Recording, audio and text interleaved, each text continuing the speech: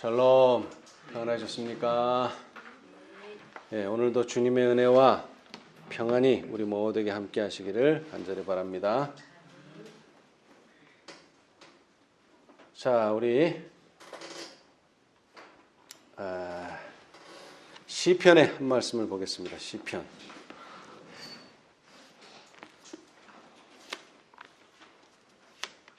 시편 119편. 시편 119편 18절의 말씀입니다. 시편 119편 18절.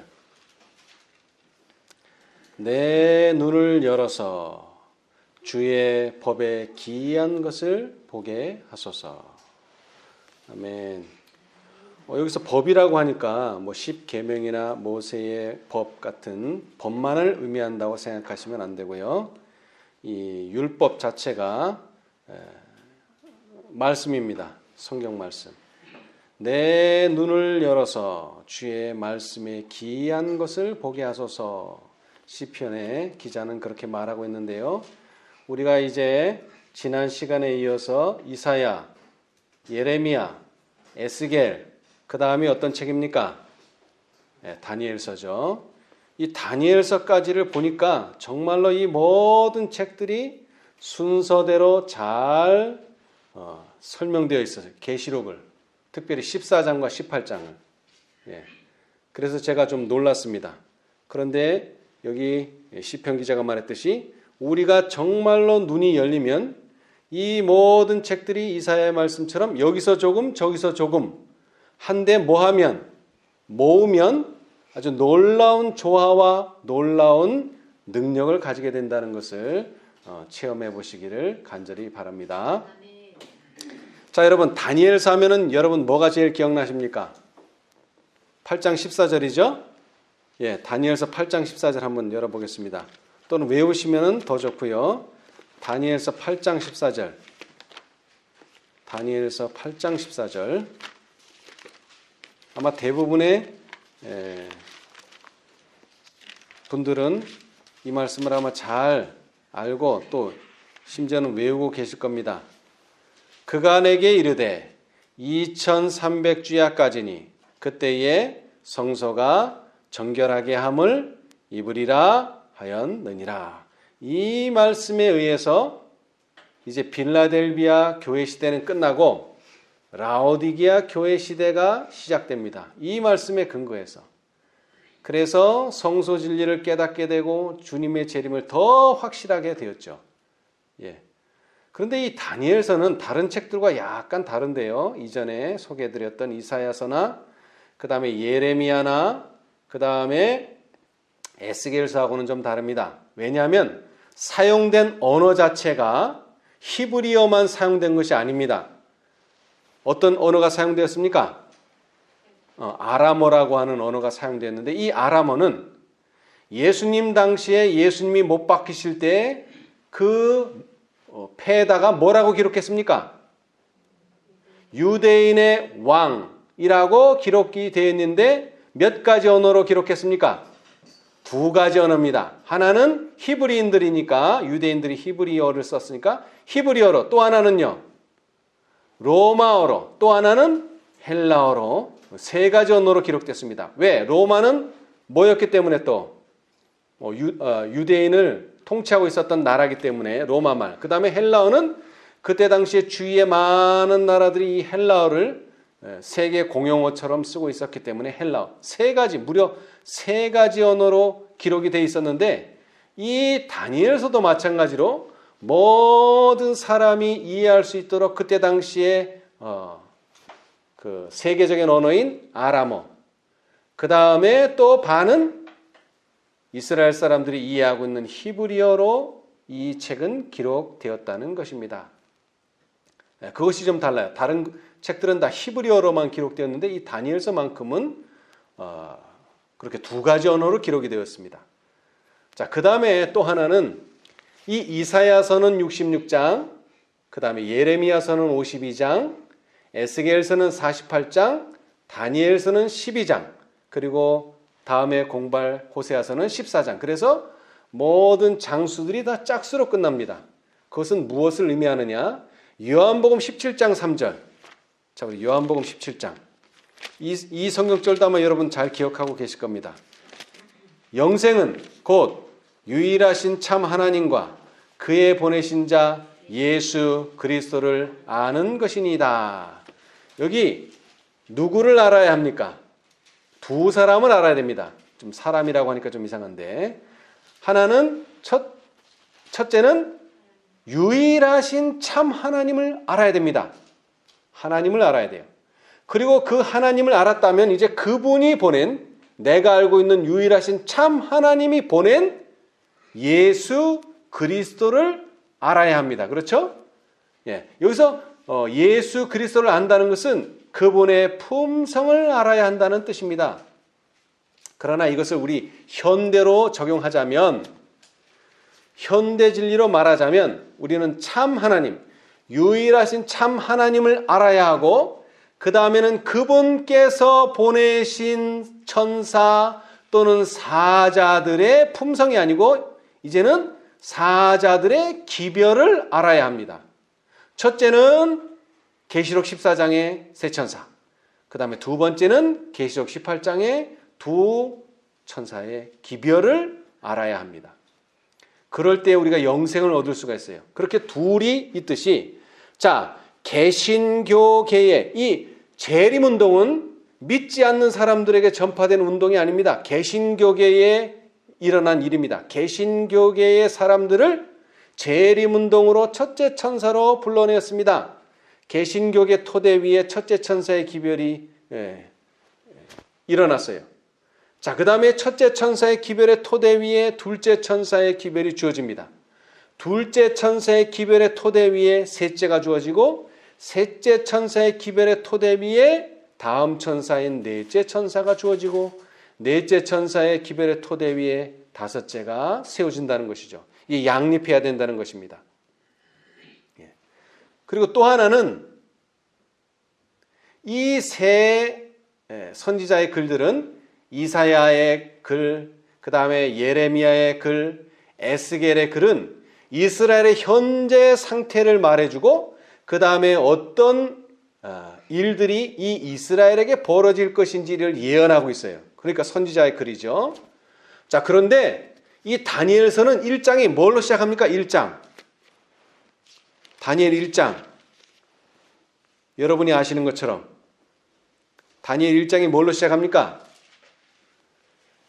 포로로 잡혀온 다니엘과 세 친구가 환관 교육을 받는데 무엇이 문제가 됐어요? 그들의 음식이 문제가 되죠. 그래서 얼마 동안 시험하도록 요청했습니까? 열흘 동안, 10일 동안 우리의 음식을 먹고 그 환관장이 원하는 음식을 먹었을 때 비교해서 우리의 음식이 나오면 우리는 계속 이 음식을 먹겠다. 현실적인 이야기로부터 시작합니다. 다른 것들은 이렇게 시작하지 않습니다. 그렇죠? 그리고 이 다니엘서는 이미 이사야와 예레미야와 에스겔이 포로가 될 것을 예언했는데 이미 포로가 되어서 잡혀온 상황에서부터 이야기가 시작됩니다. 다시 말하자면 다니엘서는 세 천사의 기별에 기초해서 이제 이야기가 시작된다는 것입니다. 그것도 실제적인 이야기. 실제적인 이야기. 자, 그리고 아주 가장 중요하게 다른 점이 하나 있는데요. 자, 우리 이사야서를 뭐 다 보면 좋겠지만 한번 들어보세요. 자, 이사야서나 예레미야서나 그 다음에 에스겔서를 보면은요, 항상 이런 말씀이 나와요. 여호와께서 말씀하시기를. 그리고 여호와께서 말씀하시되 여호와의 입의 말씀이니라. 이런 말씀이 주로 나와요. 그렇죠? 왜냐하면 선지자는 하나님께로부터 말씀을 받은 자이기 때문에 그렇죠. 그런데 다니엘서에는 여호와 하나님께서 직접적으로 다니엘에게 하시는 말씀이 없습니다. 그리고 여호와라는 말 자체도 잘 나오지 않아요. 9장에만 나오는데 여러분 9장이 어떤 장입니까? 9장. 자, 다니엘서 9장 한번 봅시다. 다니엘서 9장. 자, 1절 메대 족속 아하수에르의 아들 다리오가 갈대아 나라 왕으로 세움을 입던 원년 곧 그 통치 원년에 나 다니엘이 서책으로 말미암아 여호와의 말씀이 선지자 예레미야에게 임하여 고하신 그 연수를 깨달았나니 곧 예루살렘의 황무함이 70년 만에 마치리라 하신 것이니라. 내가 금식하며 베옷을 입고 죄를 무릅쓰고 주 하나님께 기도하며 간구하기를 결심하고 그 다음에 비로소 나오는 단어가 여호와입니다. 내 하나님 여호와께 기도하며 이 9장에만 여호와라는 말이 나와요. 그러니까 어디에서 나오느냐? 그 여호와라는 단어도 다니엘이 기도하는 말 중에 나오는 단어예요. 여호와라는 말이 다른 데는 안 나와요. 그런데 이사야, 예레미야, 에스겔은 여호와께서 말씀하시되 여호와의 입의 말씀이니라. 이 선지자들이 주로 하는 말이 있어요.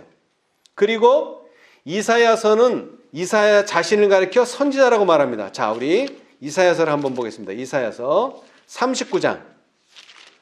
누가 찾으시면 한번 큰 소리로 읽어주세요. 이사야서 39장 3절. 이사야서 39장 3절.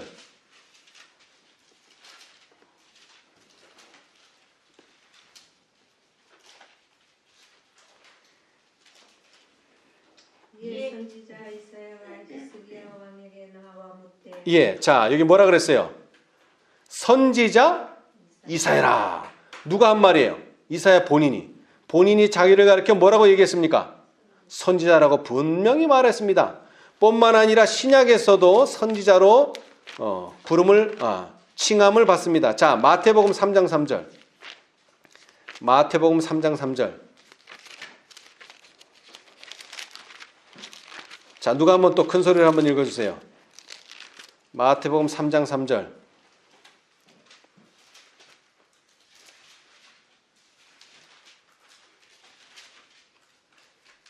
저는 선지자 이사야로 말씀하신 자라.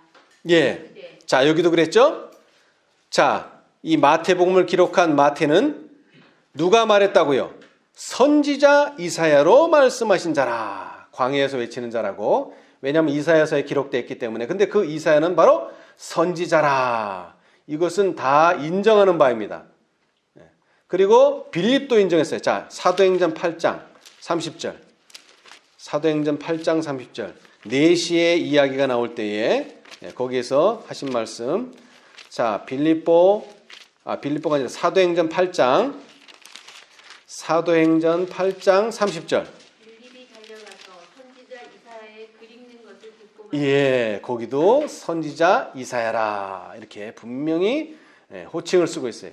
예레미야도 마찬가지입니다. 예레미야도 좀 표현은 다르지만 만군의 여호와께서 이같이 말씀하시되 여호와의 말씀이 내게 임하니라 이런 표현들을 썼어요. 자, 예레미야 25장도 보십시다. 예레미야 25장. 또 본인을 가리켜서 선지자라 이렇게 말하고 있어요. 예레미야 25장 2절. 예레미야 25장 2절. 누가 한번 또 큰 소리를 읽어주세요. 선지자 예레미야가 유다 모든 백성과 예루살렘 모든 거민에게 고하여 가르되 예, 여기도 뭐라 그랬습니까? 선지자 예레미야다 그랬어요. 선지자 예레미야. 자, 그리고 마태도 자, 마태복음 2장 17절. 마태복음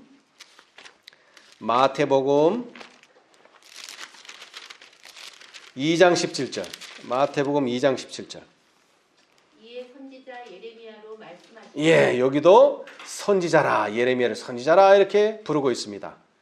자, 에스겔서도 마찬가지입니다. 여호와의 말씀이 내게 임하여 여호와의 말씀이 이러하시다 하라. 여호와의 말씀에 이렇게 자신이 선지자임을 말하고 있는데요.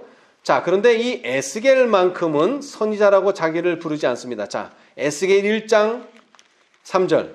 에스겔 1장 3절.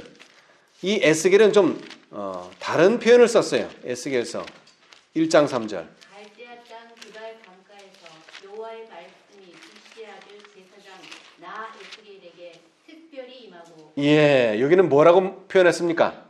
제사장이라 표현했습니다. 에스겔을 선지자라, 자신을 선지자라고 부르지 않고 제사장이라고 불렀습니다.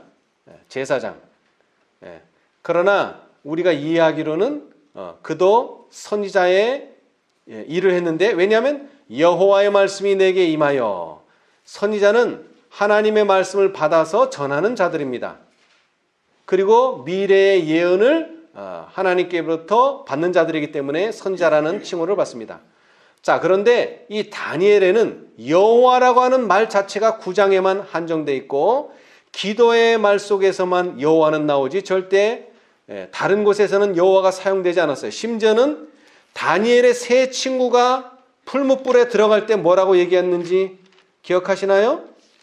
풀무불에 들어갈 때 거기에 여호와라고 쓰지 않고 하나님이라는 말을 썼지 여호와라는 말은 쓰지 않았습니다. 하나님이 나를 구원하지 않으실지라도 나는 그렇게 할 수 없다, 이렇게 표현했어요.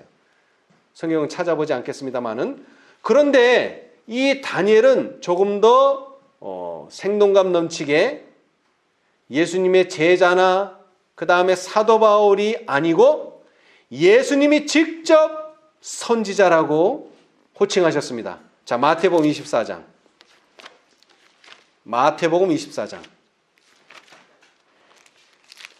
예루살렘 멸망과 이 세상 멸망에 관해서 말씀하실 때에 선지자의 글을 인용하셨는데, 그때 예수님께서 이렇게 말씀하셨어요. 24장 15절 누가 큰 소리로 읽어보세요. 그러므로 너희가 선지자 다니엘의 말한다.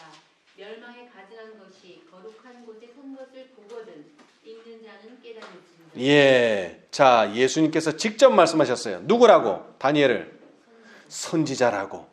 예수님이 특별히 다니엘을 지정하셨습니다. 다니엘을 인정하셨어요.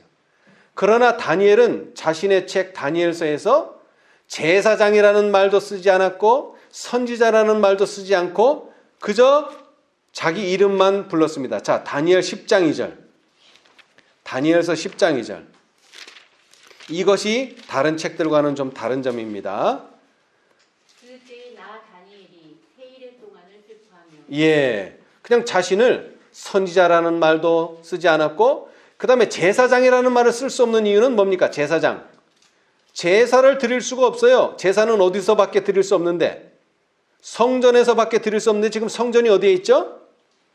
바벨론 밖에 있어요. 지금 다니엘은 어디 있습니까? 바벨론 나라로 포로로 잡혀왔어요. 거기서는 제사를 드릴 수 없습니다.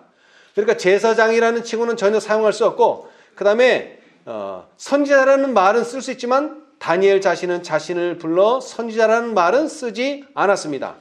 왜냐하면 이사야서에서 여호와께서 말씀하시기를, 예레미야서에서 만군의 여호와께서 이같이 말씀하시되, 에스겔서에서 여호와의 말씀이 내게 임하여, 이런 말씀이 다니엘서에는 한 말씀도 없기 때문에 자신을 일컬어서 선지자라는 말을 사용하지 않았습니다. 그러나 예수님만큼은 다니엘을 선지자로 인정하셨습니다.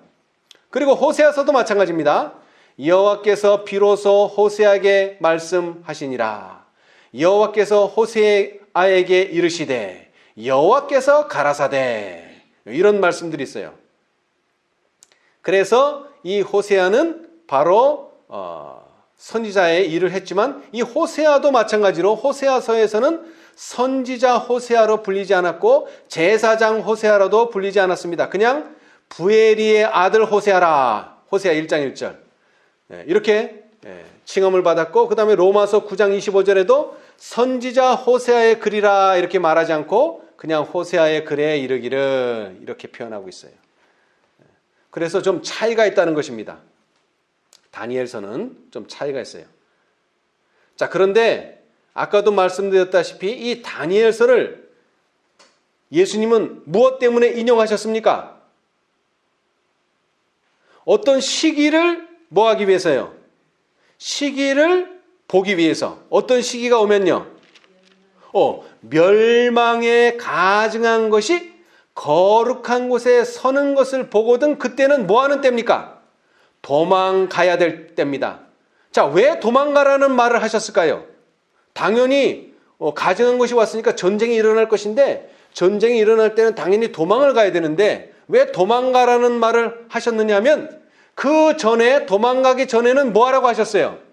예루살렘에 머무르라고 말씀하셨기 때문에 도망하라는 말이 또 필요했다는 것입니다. 왜? 도망하라는 말 안 하면 계속 거기에 머물러 있기 때문에.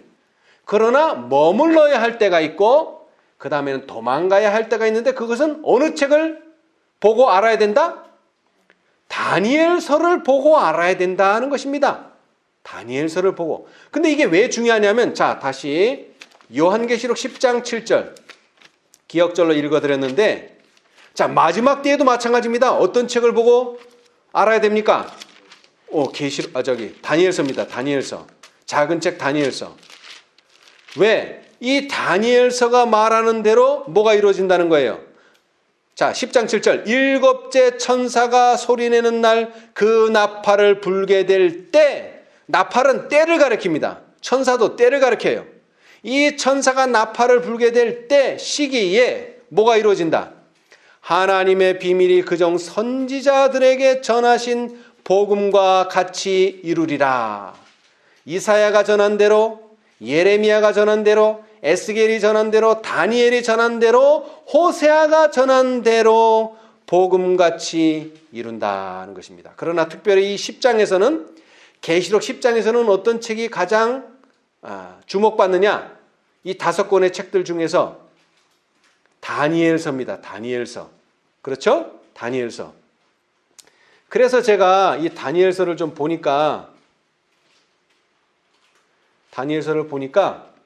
은밀하다는 말이 많이 나와요. 은밀하다, 은밀. 자, 은밀은 무슨 뜻이죠? 비밀스럽다 또는 비밀이라는 뜻이기도 합니다. 자, 제가 조금 전에 읽어드렸습니다. 그 종 선지자들에게 전하신 무엇과 같이? 복음과 같은데 그 복음은 과거에 뭐였다는 것이에요? 하나님의 비밀이었다는 거예요. 복음이 비밀이었다는 거예요. 그렇죠? 예수님 당시의 표현으로 쓰자면 아무나한테나 알려져 있는 아무나 아는 것이 아니고 땅속에 감추인 보화와 같이 하나님의 비밀은 하나님의 복음은 비밀이라는 것입니다. 비밀. 은밀하다는 것이에요. 그런데 이 은밀이라는 단어가 이 다니엘서만 나오는 것은 아닙니다. 자, 우리 이사야서에도 봅시다. 이사야서. 지금 우리가 주로 보는 책은 이사야서부터 시작해서 호세아까지를 보고 있는 겁니다. 물론 다른 곳에도 은밀이라는 말이 나오지만 자, 이사야서 45장 3절 누가 한번 큰 소리로 읽어보세요. 이사야서 45장 내게 흑암 중에 보좌와 은밀한 곳에 숨은 재물을 주어서 너를 지명하여 부른 자가 나 여호와 이스라엘의 하나님인 줄 알게 하리라. 예, 감사합니다. 여기도 은밀하다는 말이 나오긴 했는데 이 은밀한 것이 뭘 가리킵니까? 장소를 가리킵니다. 은밀한 장소. 그렇죠? 은밀한 장소. 자, 그런데 계시록 10장에 하나님의 비밀은 장소가 아닙니다. 장소가 아니라 내용이 있어요. 내용. 그렇죠? 자, 그런데 이 이사야도 은밀하다는 말을 쓰기는 썼지만 장소에 은밀하다는 단어를 썼어요. 65장도 마찬가지입니다. 이사야 65장. 이사야 65장. 이사야서 65장 4절. 자, 누가 한번 큰 소리로 읽어보세요. 그들이 무덤 사이에 앉으며 은밀한 처소에서 지내며 돼지고기를 먹으며 가정한 물건의 꿀을 그릇에 담으면서. 예, 여기도 은밀한 단어가 나오긴 하는데 은밀한 어떤 내용이 있는 것이 아니라 또 여기도 뭘 가리켜요? 은밀한 처소 또는 장소. 이 이사야가 은밀이라는 단어를 썼지만 이것은 장소를 가리킵니다. 내용이 아니에요. 자, 예레미야도 마찬가지입니다. 은밀이라는 단어를 썼어요. 자, 예레미야 23장 24절. 예레미야 23장 24절. 나 여호와가 말하노라. 사람이 내게 보이지 아니하려고 누가 자기를 은밀한 곳에 숨길 수 있겠느냐. 여기도 뭘 말합니까? 장소를 말해요. 은밀한 장소. 예레미야에게도 나오는데 거기도 장소를 가리킵니다. 자, 그 다음에 에스겔서. 에스겔 7장 22절. 에스겔 7장 22절에도 은밀이라는 단어가 나오는데, 자, 거기도 보시면은 내가 또 내 얼굴을 그들에게서 돌이키리니 그들이 내 은밀한 처소를 더럽히고, 이것도 장소를 가리킵니다. 그렇죠? 장소. 자, 그런데 다니엘은 장소로 사용하는 것보다는 어떤 내용, 은밀한 일을 말합니다. 자, 주로 다니엘서 2장에 나옵니다. 다니엘서 2장. 꿈장에 나와요. 꿈. 이 꿈을 해석할 수 있는 분은 누굽니까? 하나님이라고 다니엘이 말했죠. 자, 왜 하나님만 이 꿈을 설명할 수 있어요? 이것은 은밀한 일에 대한 꿈이기 때문에 하나님만이 설명이 가능하다는 이야기입니다. 자, 2장 18절 누가 읽어보세요.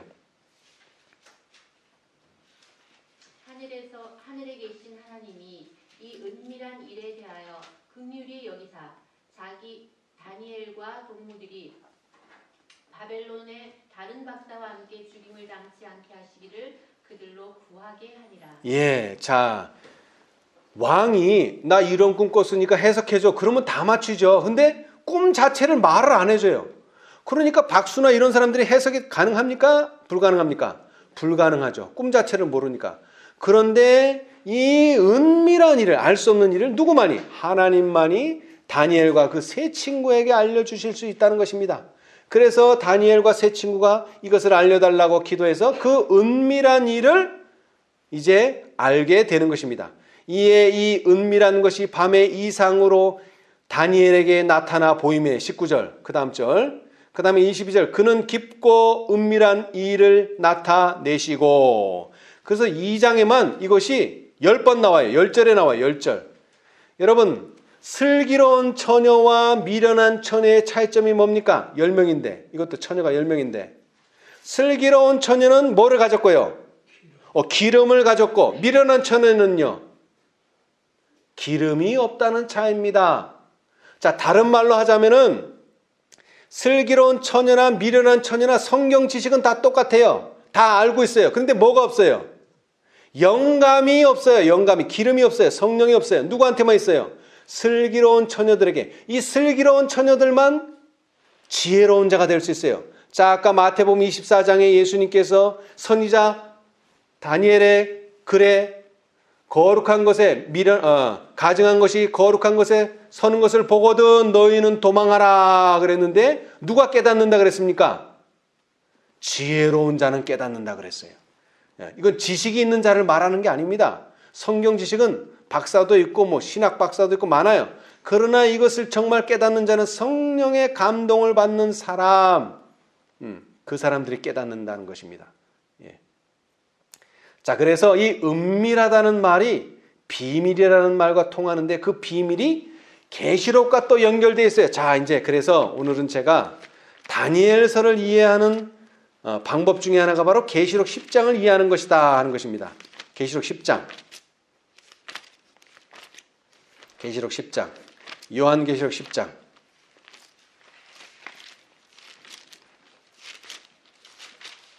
요한계시록 10장은 아주 짧은 장입니다. 매우 짧습니다. 네, 매우 짧아요. 11절밖에 안 돼요. 아주 짧아요. 근데 이 모든 것이 다 작은 책이라고 하는 주제를 다루고 있습니다. 작은 책. 1절, 내가 또 보니 힘센 다른 천사가 구름을 입고 하늘에서 내려오는데. 자, 여기 다른 천사라고 했어요. 이 다른은 이 계시록에는 너무나 많은 천사가 나옵니다. 너무나 많은 천사가 나와요. 자, 그래서 이 10장 앞장이 9장인데 9장에도 누가 나옵니까? 9장에도 누가 나와요? 천사가 나오죠. 천사가 나와요. 그러니까 이 지금 말하는 힘센 천사는 9장에 나오는 천사와는 다르다는 뜻입니다. 9장에 나오는 천사와 달라요.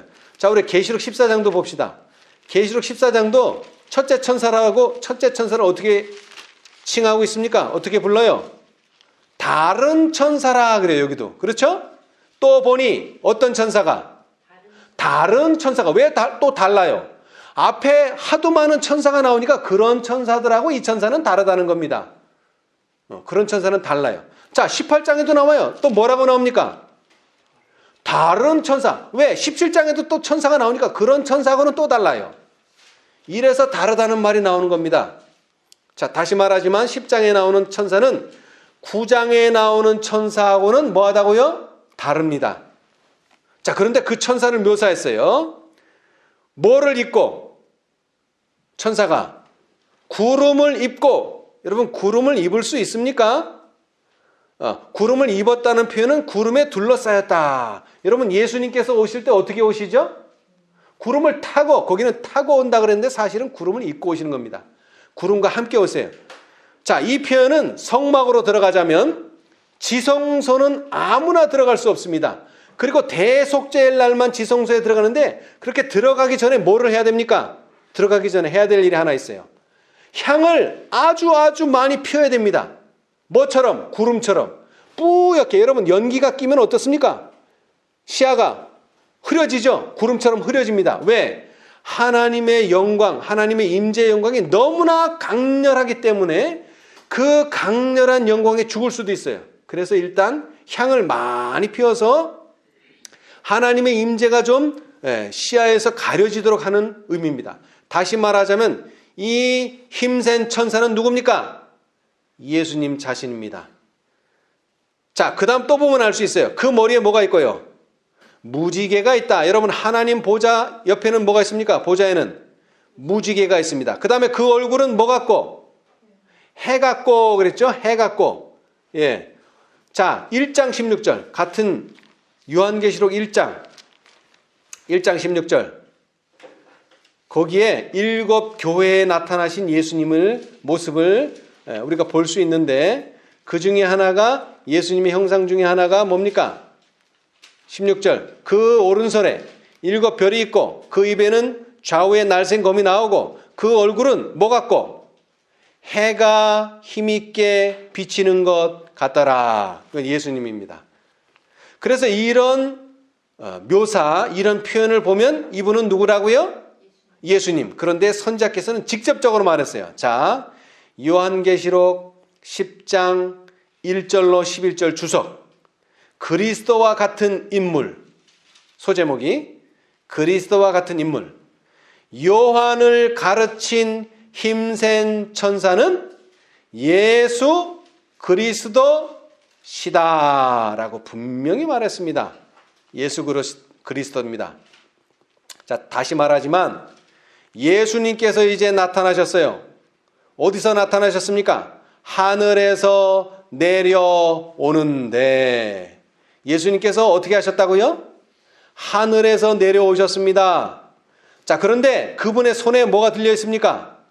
그 2절, 요한계시록 10장 2절. 그 손에 책을 들고 이렇게 표현되어 있지 않고 어떤 책을? 네, 작은 책인데 어떤 책? 상태가 어때요? 그 책의 상태.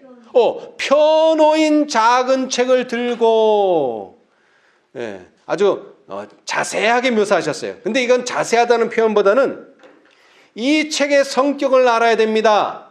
여러분, 다니엘서는 12장에 뭐라고 말했습니까? 봉함하라, 덮어두라 그랬단 말이에요. 덮어두라. 그랬는데 2절에 나오는 계시록 10장 2절에 나오는 책은 덮어준 책이 아니고 오히려 뭐한 책? 펴놓인 열린 작은 책. 열린 작은 책입니다. 여러분, 다니엘서는 66권 중에 한 권이기도 하지만 또 많은 앞에서 말한 이사야, 예레미야, 에스겔서하고는 다르게 12장밖에 안 되는 작은 책입니다. 그런 의미에서 작은 책입니다, 여러분.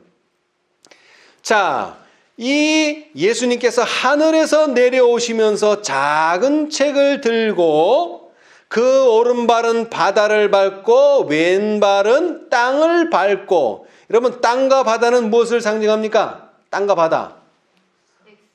당연히 이 세상이죠. 그리고 사람을 가리키죠. 땅을 가리키는 게 아니라 이 세상에 사는 모든 사람. 땅에 사는 사람, 바다에 사는, 사실은 바다라는 표현보다는 바다의 섬에 사는 사람들.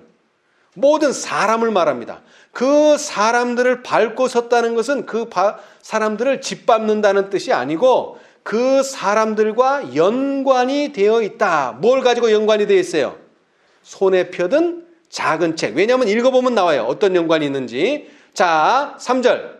사자의 부르짖는 것 같이 큰 소리로. 여러분 그냥 큰 소리로 해도 됩니다. 근데 뭐라 그래 표현했어요? 사자의 부르짖는 것 같이. 여러분 말세의 징조 중에 하나가 사단의 활동이 뜸해집니까? 강해집니까? 사단의 활동이. 강해지죠. 데살로니가서에 나와 있어요. 예수님이 오실 때는 사단의 활동이 강해진다. 사단의 활동이 강해지면 사단이 뭐같이 운다 그랬어요? 사자같이 운다 그랬어요. 사단이 사자같이 울 때는 그거는 말세입니다. 근데 사단만 사자같이 우는 게 아니에요. 누구도. 예수님도 사자같이 부르짖습니다. 큰 소리로. 이것이 바로 큰 외침입니다. 큰 외침. 그런데 이 큰 외침은 셋째 천사에 의한 큰 외침입니다. 셋째 천사에 의한 큰 외침. 그렇죠? 그리고 이 큰 외침이 외쳐질 때에 어떤 소리가 바란다 그랬어요? 7 우레가 그 소리를 바라더라. 그래서 이 7이라는 수는 완전수를 의미하며 이 7이라는 수는 더 이상의 기별이 없을 만큼 완전하고 확실하고 강력하게 외칠 것이다. 큰 외침을. 셋째 천사의 큰 외침이라고 초기문집에 있죠. 그 외침을 한다는 것입니다. 그것이 바로 7 우레라는 뜻입니다. 7 우레. 발할 때에 내가 기록하려고 하다가 또 곧 들으니. 여러분 요한계시록에서 요한은 계속 강조하는 내용이 있는데 뭘 강조했습니까? 기록하라. 그렇죠? 기록하라. 이게 강조되어 있어요. 그런데 이 4절은 뭐 하지 말라? 기록하지 말라 되어 있습니다. 여러분 왜 기록하지 말라고 하셨을까요? 다른 데는 다 기록하라 기록하라 기록하라 기록하라 했는데 한 4번 정도 나와요. 기록하라는 말씀이. 그런데 여기서만 요한계시록 10장에서만 기록하지 말라 그랬어요. 자, 우리 쉽게 봅시다. 쉽게. 14장. 요한계시록 14장. 13절. 14장 13절. 또 내가 들으니 하늘에서 음성이 나서 가로되 뭐하라? 기록하라. 여러분 여기는 왜 기록하라 그랬을까요? 왜 기록하라고 그랬을까요? 근데 왜 10장에서는 기록하지 말라고 했을까요? 여러분 이 복음이라는 거 하는 것은요. 복음이라고 하는 것은 그 노아 홍수 전과 후가 달라지는데 노아 홍수 전에는 몇 대가 같이 살았습니까? 하도 오래들 사셔가지고 900살까지 사시니까 5대가 같이 살았어요. 5대. 그래서 그때 당시는 이 복음이 성경이 뭐 할 필요가 없어요. 기록할 필요가 없어요. 기억력도 엄청 좋지만은 5대를 같이 사니까 뭐 아주 옛날서부터 지금까지를 다 기억을 하고 있기 때문에 기록할 필요가 없어요. 그러나 시간이 지나면서 인간의 수명이 줄어들면서 하나님의 사업이 빨리 끝나지 않으니까 이제 뭐 할 필요가 생겼어요? 기록할 필요가 생겨났어요. 그래서 심지어는 율법도 뭐 하라 그랬어요? 율법도 기록하라 그랬습니다. 율법도 기록하라. 근데 어디다 기록하라 그랬어요? 유별나게. 돌에다가 기록해라 그랬어요. 돌에다가. 왜? 종이에다 기록하면 불탈 수도 있고 종이에다 기록하면 찢어질 수도 있고 종이에다 기록하면은 이렇게 습기가 많아서 파손될 수도 있지만 어디에 기록하면요? 돌에 기록하면은 절대로 이것은 없어지지 않습니다. 그래서 돌에 기록하라는 말씀을 하셨지만 거기에 반해서 오늘 우리가 읽고 있는 계시록 10장은 기록하지 말라는 것입니다. 왜? 이 일은 어떻게 이루어진다? 곧 이루어진다. 기록해놔서 먼 후세대에 일어날 일이 아니라는 뜻입니다. 먼 후세대에 일어날 일이 아닙니다. 다니엘이 기록한 이 말들은 곧 이루어진다는 것입니다. 그리고 이미 누가 기록해놨어요? 작은 책이 이 모든 것을 기록해 놓았기 때문입니다. 내가 본 바 바다와 땅을 밟고 섰는 천사가 하늘을 향하여 오른손을 들고 세세토록 살아계신 자 곧 하늘과 그 가운데 있는 물건이며 땅과 그 가운데 있는 물건이며 바다와 그 가운데 있는 물건을 창조하신 이를 가리켜 맹세하여 가로되 뭐하지 아니하리니? 지체하지 아니하리니 그랬습니다. 지체하지 않는다 그랬어요. 그러니까는 기록할 필요가 없어요. 곧 이루어진다는 거예요. 이건 수세기 동안 지나가서 이루어질 일이 아니라는 것입니다. 지체하지 않는다는 것입니다. 이 지체하지 않는다는 말의 의미에는 두 가지 의미가 있습니다. 첫째, 더 이상의 남은 시간이 없기 때문에 곧 이루어진다. 우리가 알고 있는 보통적인 의미. 자, 그 다음에 두 번째는 좀 더 깊이 생각하면 더 이상 남아있는 예언적 시간이 없다는 것입니다. 이게 무슨 뜻입니까? 2300주야까지니 그때 성소가 정결케 함을 입으리라고 하신 이 예언 이후에 자꾸 시기를 정하는 사람들이 있는데 이런 일은 앞으로 없다는 것입니다. 시기는 언제까지만? 1844년. 제가 아까 읽어드렸죠? 셋째 천사의 기별은 시기보다 강하다? 훨씬 강하답니다. 훨씬 강하다. 그냥 조금 강한 게 아니라 훨씬 강하다예요. 그렇기 때문에 1844년 이후에는 시기를 정해서는 안 된다. 왜? 예언적 시간이 없다. 더 이상 남아있는 예언적 시간이 없다는 그런 의미입니다. 자, 그 다음 이제 중요한 내용. 일곱째 천사가 소리 내는 날, 그 나팔을 불게 될 때에. 자, 그런데 여섯째 천사는 어디 있을까요? 여섯째 천사. 여섯째 천사. 그 앞장에 나와요. 9장 13절. 여섯째 천사가 나팔을 불 때가 있고, 이제 그 시대가 지나고 몇째 천사가? 일곱째 천사. 이게 마지막 천사입니다. 이 마지막 천사가 소리 내는 날 그 나팔을 불게 될 때에 뭐가요? 하나님의 비밀이 다니엘이 아까 말했듯이 은밀한 일들을 많이 보여줬는데 이상 중에 세계사를 보여줬는데 그것은 어디까지 갑니까? 그 세계사가 예수님 재림까지 갔었죠. 마찬가지로 하나님의 비밀이 그 종 선지자가 아니라 그 종 선지자들에게 전하신 복음과 같이 이루리라. 여기서 말하는 들은 이사야, 예레미야, 에스겔, 그 다음에 다니엘, 심지어는 호세아, 심지어는 말라기에 이르기까지 그 선지자들이 전한 복음과 같이 이루리라. 그러나 저는 강조해서 5 선지자들을 이야기하고 싶어요. 이사야, 예레미야, 에스겔, 다니엘, 호세아. 이 선지자들이 예언한 그 하나님의 비밀이 복음과 같이 이루어진다는 것입니다, 여러분. 자, 그리고 8절. 하늘에서 나서 내게 들리던 음성이 또 내게 말하여 가로되 내가 가서 바다와 땅을 밟고 섰는 천사의 손에 펴 놓인 책을 뭐하라? 가지라 하기로. 내가 천사에게 나아가 작은 책을 달라 한즉 천사가 가로되 갖다 뭐하여 버리라? 먹어버리라. 내 배에는 쓰나 내 입에는 꿀같이 달리라. 여러분, 우리가 잘 아는 내용이죠, 그죠? 이 다니엘 8장 14절을 연구하고서 윌리엄 밀러가 예수님은 오신다, 1844년에 오신다, 정확하게 시간까지 예언했는데 그때는 너무나 행복했는데 예수님께서 그들이 정한 날짜에 오시지 않았습니다. 날짜 계산이 잘못됐습니까? 아닙니다. 날짜 계산은 정확했습니다. 뭐가 잘못됐습니까?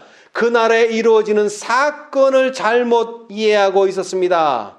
그래서 입에서는 달았으나 배에서는요 쓰게 되더라. 그대로 성취시켰어요.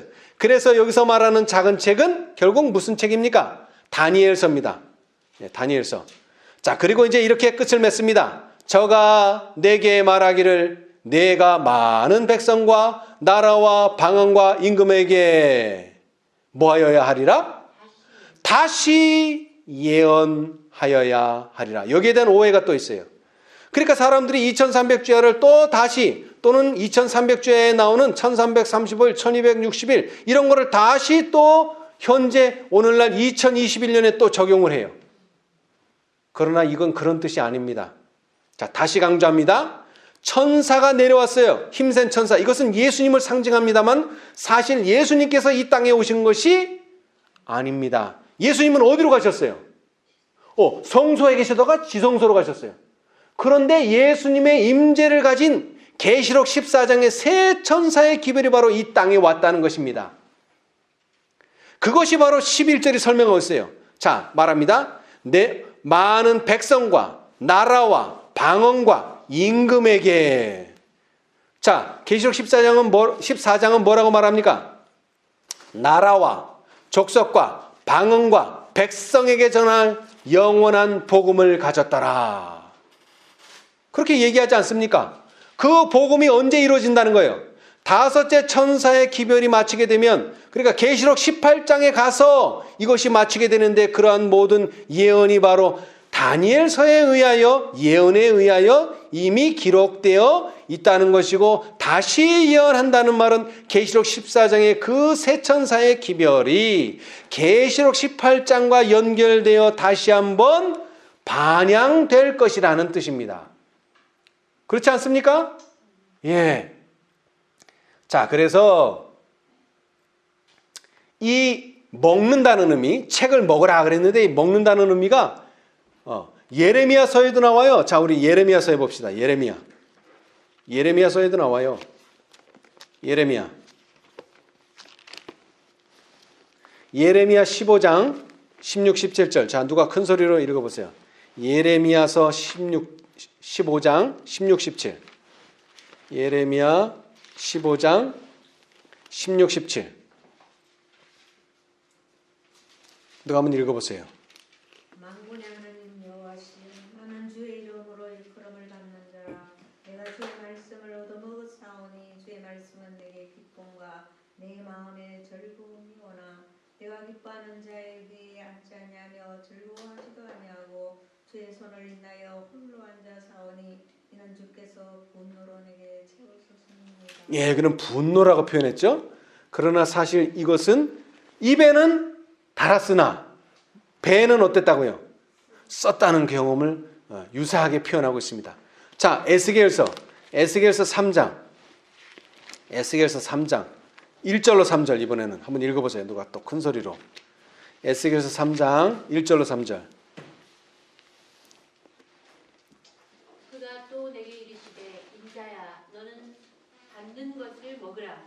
너는 이 두루마기를 먹고 가서 이스라엘 족속에게 고하라 하시기로 내가 입을 벌리니 그가 그 두루마리를 내게 먹이시며 내게 이르시되 인자야 내가 내게 주는 이 두루마리로 내 배에 넣으며 내 창자에 채우라 하시기에 내가 먹으니 그것이 내 입에서 달기가 꿀 같더라. 예, 자, 근데 어디에 채우라 그랬어요? 배. 배에 채우라 그랬는데 배의 맛은 여기 기록이 안 됐죠, 그죠? 그런데 계시록 10장을 보니까 배에서는 어떻다고요? 쓰다 하는 것입니다. 이것이 입에서 끝나는 게 아니라 배까지 내려가야 돼. 창자까지 내려가야 돼. 다른 말로 하면 흡수가 되고 경험이 돼야 된다는 것입니다. 왜? 초기 문집을 읽어보니까 셋째 천사의 기별을 받아들인 얼마나 되는 사람들이, 작은 사람들이, 많은 사람들이 뭐를 경험하지 못했다고요? 첫째와 둘째 천사의 기별을 경험하지 못한 사람들이 있다 이 말입니다. 배까지 안 들어갔다는 거예요. 창자까지 안 들어갔어요. 그러니까 흡수가 안 되고 경험이 안 됐다는 이야기입니다. 예.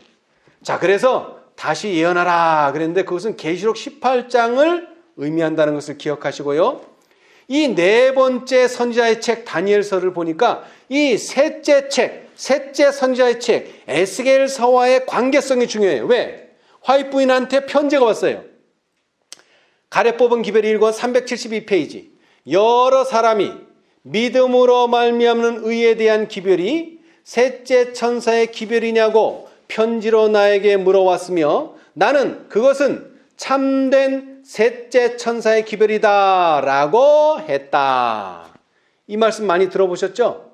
예, 셋째와 넷째의 관계. 셋째는 기별을 가지고 있기는 하지만 이것이 별다른 기별이 아니라 셋째 천사의 기별을 다시 한번 일깨워 주는 것이라는 것입니다. 뭐 새로운 기별이 아니고 전혀 새로운 기별. 셋째 천사 관련 없는 새로운 기별이 아니고. 자, 그런데 재미있게도 에스겔서에는 다니엘이라는 이름이 나와요. 자, 우리 에스겔서 봅시다. 에스겔이 셋째 천사가 넷째 천사를 설명하고 있어요. 자, 에스겔서 14장 우리가 잘 아는 말씀이에요. 그런데 우리가 잘 아는 말씀. 에스겔 14장 14절 또 한번 읽어보세요. 비록 노아, 다니엘, 욥 이 세 사람이 거기 있을지라도 그들은 자기의 의로 자기의 생명만 건지리라. 나 주 여호와의 말이니라. 예, 감사합니다. 자, 여기 누가 언급됐어요? 세 사람. 노아, 다니엘, 욥. 자, 그런데 우리는 다니엘에 주목해 봐야 돼요. 다니엘은 이제 에스겔과 거의 동시대에 살았던 사람입니다. 비슷한 시대에 살았어요. 이사야만 그 기별이 약간 앞서고 예레미야, 에스겔, 다니엘은 비슷한 시대에 살았어요. 그런데 이 비슷한 시대에 살았는데 얼마나 훌륭하면 죽은 사람도 아니에요. 이 사람은 노아도 죽고 욥도 죽었는데 다니엘은 죽은 사람도 아니에요. 살아있는 사람을 의로운 사람으로 묘사하고 있어요. 에스겔이 대단한 사람 아닙니까? 자, 이것이 한 번으로 끝나면 그럴 수도 있다. 그런데 20절에 또 말합니다. 비록 노아, 다니엘, 욥이 거기 있을지라도 나의 삶을 두고 맹세하노니 그들은 자녀도 건지지 못하고 자기의 의로 자기의 생명만 건지리라. 나 주 여호와의 말이니라 하시니라. 아멘. 자, 두 번째 말합니다. 강조해서 반복합니다. 다니엘은 의로운 사람이었다. 자, 그 다음에 28장 3절. 한 번 더 나와요, 또. 에스겔 28장 3절. 내가 다니엘보다 지혜로워서 은밀한 것을 깨닫지 못할 것이 없다 하고. 예, 감사합니다. 여기서 너는 누굽니까? 누가 다니엘보다 지혜로워요? 에스겔. 셋째 천사는요, 사실 넷째 천사가 셋째 천사를 돕고 힘과 능력을 줄 뿐이지 사실 셋째 천사가 더 지혜롭고 은밀한 것을 더 깨닫고 있습니다. 하나님의 비밀을 더 깨닫고 있어요. 그렇죠? 그래서 이 깨달음으로 말미암아 셋째 천사가 결국 넷째하고 연합하고 다섯째하고 연합하게 될 때 비로소 뭐가 되는 겁니까? 사자의 부르짖음 같은 큰 외침이 되는 겁니다. 사자의 부르짖음 같은. 자, 그리고 이 다니엘서는 아주 중요한 정보를 주는데요.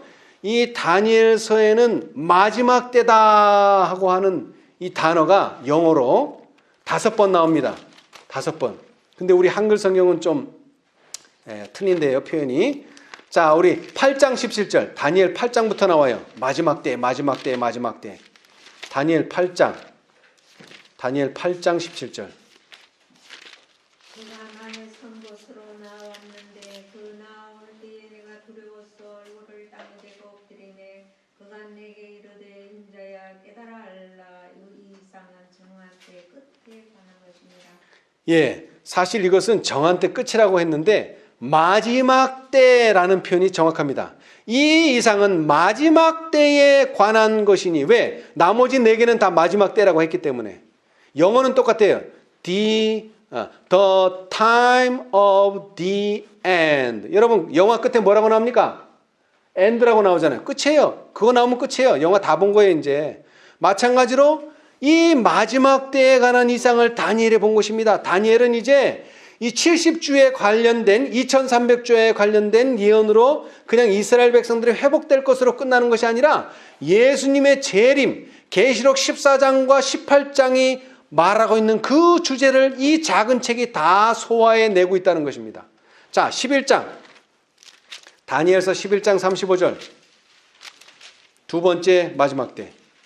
또 그들 중 지혜로운 자 몇 사람이 쇠퇴하여 우리로 연단되며 정결케 되며 희게 되어 마지막 때까지 이르게 하리니 이는 작정된 기한이 있습니다. 아멘. 자, 40절. 같은 장 40절.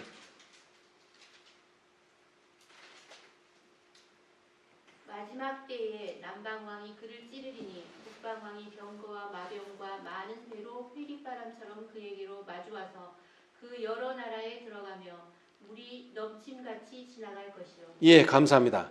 여러분, 제가 이사야, 예레미야, 에스겔 이 세 책에서 이스라엘이 어떻게 멸망한다 그랬습니까? 하나님의 심판으로. 칼, 기근, 연병입니다. 자, 그런데 이 40절은 뭘 말하고 있어요? 칼을 말하는 겁니다. 칼. 전쟁으로 물이 넘친같이 멸망한다는 거예요. 예. 여러분, 첫째는 전쟁입니다. 그 다음에는 기근, 그러니까 굶주림. 그 다음에 세 번째는 질병으로. 그러나 이 모든 것들은 다 마지막 때에 일어날 사건들입니다. 자, 그 다음에 12장 4절. 12장. 다니엘아, 마지막 때까지 이 말을 간수하고 이 글을 봉함하라. 많은 사람이 빨리 왕래하며 지식이 더하리라. 아멘. 자, 그 다음에 9절. 그가 가로되 다니엘아 갈지어다. 대저 이 말은 마지막 때까지 간수하고 봉함할 것입니다. 아멘. 자, 이 네 절은 다 마지막 때라고 정확하게 번역했는데 이 제일 첫 번째 절이 정한 때 끝이라 그랬는데 때 끝. 이것이 아니라 마지막 때입니다. 이 환상은 정한 마지막 때에 관한 것이니라. 이래서 5번 마지막 때라고 하는 것을 의미했다는 것은 계시록 14장과 계시록 18장은 서로 연결돼야지만 마지막이 온다는 것입니다. 예수님이 말씀하신 것처럼 그러므로 너희가 선지자 다니엘이 말한 바 멸망에 가증한 것이 거룩한 곳에 선 것을 보거든 읽는 자는 깨달을진저 너희는 산으로 도망할지니라. 이 메시지가 이 기별이 전달되지 않는다면, 이 기별을 깨닫지 못한다면 그들은 지혜로운 자가 아니며 그들은 멸망하게 될 것입니다. 그래서 계시록 10장 7절 일곱째 천사가 소리내는 날 그 나팔을 불게 될 때에 하나님의 비밀이 그 종 선지자들 특별히 다니엘에게 전하신 복음과 같이 이루리라. 아멘.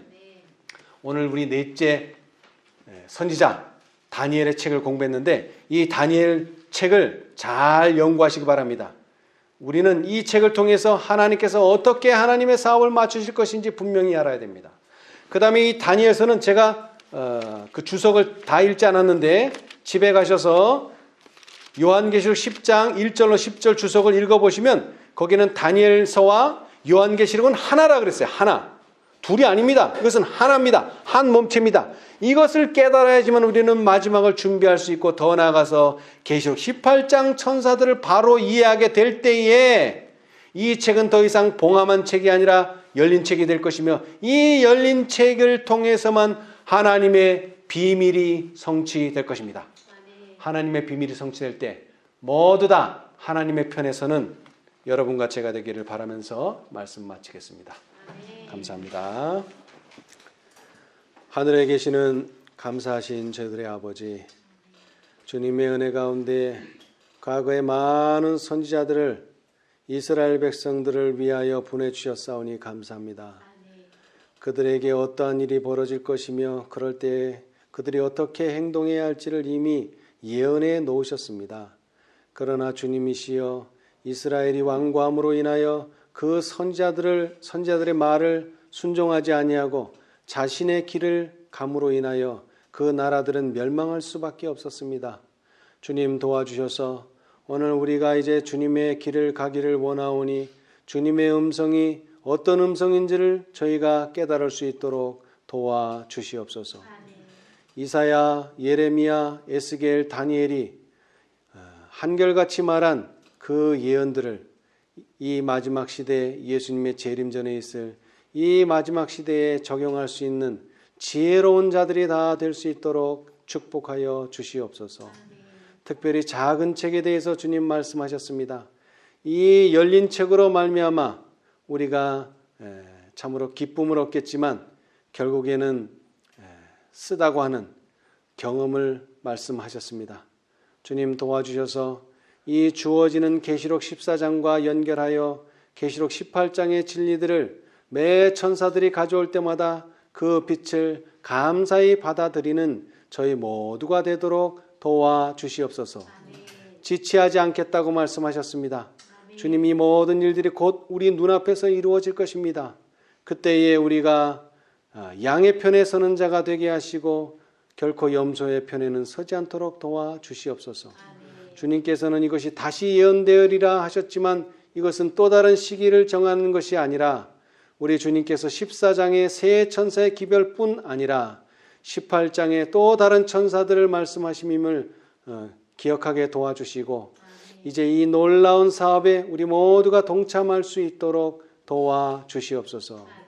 다니엘에게 말씀하신 그 모든 예언들, 특별히 이스라엘이 예루살렘에 머물러야 할 때가 있고 또 그들이 그곳을 떠나 도망해야 할 때가 있었습니다. 주님 도와주셔서 우리가 영적으로 예루살렘에 머물러야 할 때가 언제인지, 그 다음에 산으로 도망해야 할 때가 언제인지 바로 분별하는 모든 지혜로운 자 되게 하여 주시옵소서. 이 모든 일에 은혜 베풀어 주심을 감사하며 예수님의 이름으로 기도드리옵나이다. 아멘.